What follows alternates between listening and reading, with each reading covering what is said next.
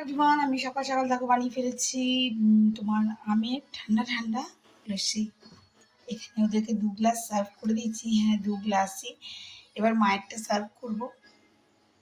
তো চলো সঙ্গে থাকো। সমস্ত তরকারি রয়ে গেছে, পনির টনির সবই রয়ে গেছে। তো আজকে এখন করবো একটুখানি ডিমের কারি। তো ডিমটা আমি সেদ্ধ করবো, যেহেতু একটা দাগ হয়ে যায়, তার জন্য আমি এই অ্যালুমিনিয়ামের পাত্রটাতে করে দেখো ডিম সেদ্ধ করবো। তো আমি 2 বেলাকার দেবো না, 1 বেলাকারই দিব। 4 জনের 4টা ডিম দিয়ে দিলাম। আর ভাত এদিকে কুকারে হয়ে গেছে, একটু দাঁড়াবে, তারপর আমি ভাতটা নামিয়ে দেবো। ডিমটা সিদ্ধ তো আগে ডিমটা কিন্তু আলু দেবো না, কেন পনিরের আলুটা আছে আর পনিরটা আছে অনেকটা, শাকের তরকারিটা আছে। তো চলো এটা সেদ্ধ হতে দিয়ে দিই, একটু নুন দিয়ে দিই, ব্যাস।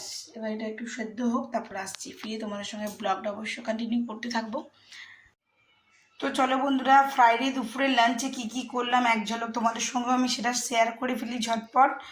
তারপর যাবো আমি এখন চান করতে, ঠাকুরকে একটু ফুল চাপাতে হবে, জপ করতে হবে। তো চলো দেখা যাক কি হলো।